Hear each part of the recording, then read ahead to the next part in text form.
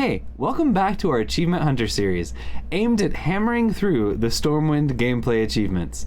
We've purified the Warrior through Priest achievements already, and this time there are 3 Paladin achievements awaiting the Light's Justice. Let's get into it. This should be interesting. In today's video, we're covering the following 3 Paladin achievements. Pop goes Divine Shield, begging us to prevent damage with Divine Shield 150 times.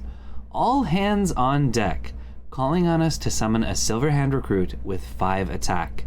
And Dark Side of Light, ultimately enticing us to Lifesteal 300 health using Paladin cards.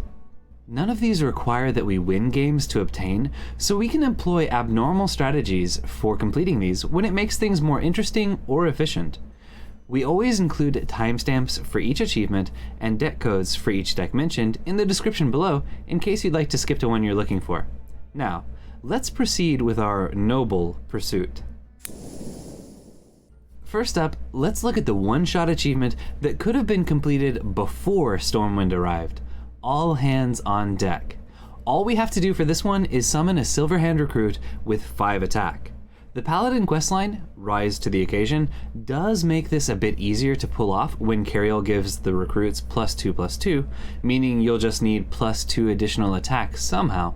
But as mentioned a moment ago, everything needed to complete this one was available in Standard before Stormwind arrived. We used this Menagerie Dudes Paladin deck to test our theory of whether 2 copies of Pursuit of Justice alongside 2 copies of Warhorse Trainers already on board would count for the achievement. And sure enough, when we had both trainers out there and summoned recruits, it gave us the achievement. So you can pull this off relatively easily without a single Stormwind card. However, if you have the Paladin questline and you'd like a deck that's pretty good at making use of Divine Shields as well, this Rise of the Shields Paladin is a deck we played early on, which runs 2 copies of Pursuit of Justice for an easy buff to 5 attack on your guys. However, the dream scenario is that you get to bounce Cariel back into hand and play her out again to make your dudes 5/5s at a base level, with them reaching 7 5s once you've got double Cariel and double Pursuit buffs on them. It's not an easy task to pull off, but it is a fun direction to go if you're facing a slower opponent. We've got a highlight video from early in the expansion linked in the description if you'd like to see the deck in action. Of course, if we head over to Wild, there are a number of different ways you could pull this off, but one of the simplest would be to add Silverhand recruits to your hand with Dry Gulch Jailer, and buff them to at least 5 attack with all the hand buff cards available. That's precisely what this deck, Got Buff in Jail, aims to do. As the Dry Gulch Jailer is a 1/1, Christology and Salhet's Pride are both able to draw him.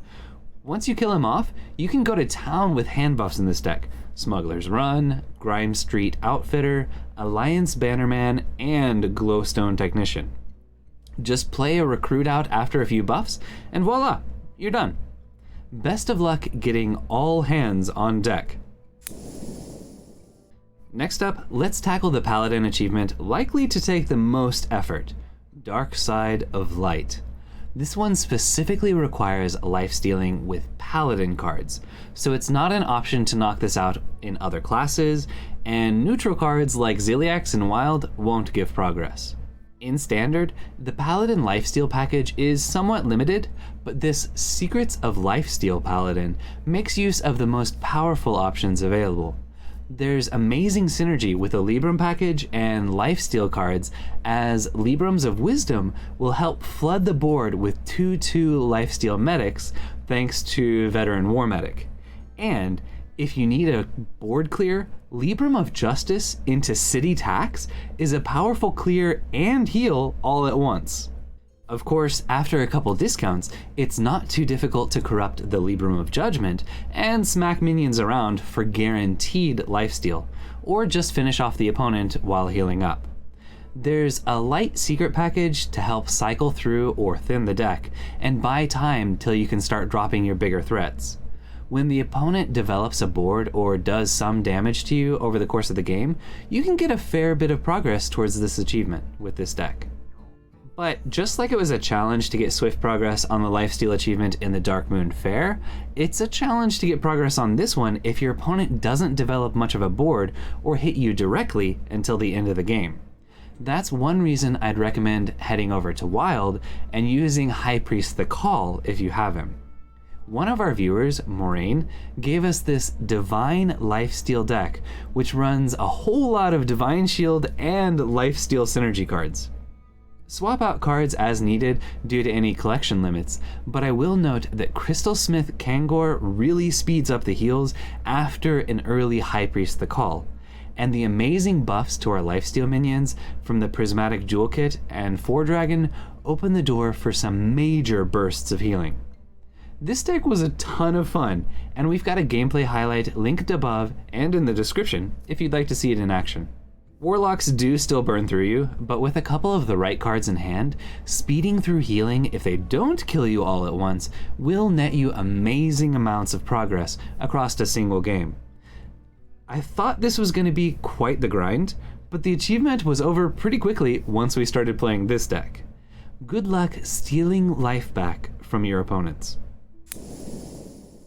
This last achievement, Pop Goes Divine Shield, probably won't require playing a specific deck to complete, as any minion played in any class with Divine Shield counts.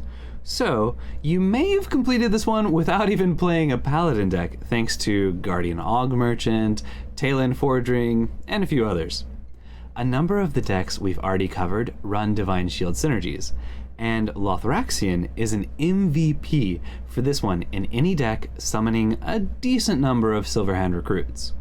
While you may not need a dedicated deck to knock this one out, if you finished everything else you're after and you still need to protect a few extra minions, a deck that can get fairly quick progress while maintaining an excellent win rate is this Handheld Shields from HS Replay.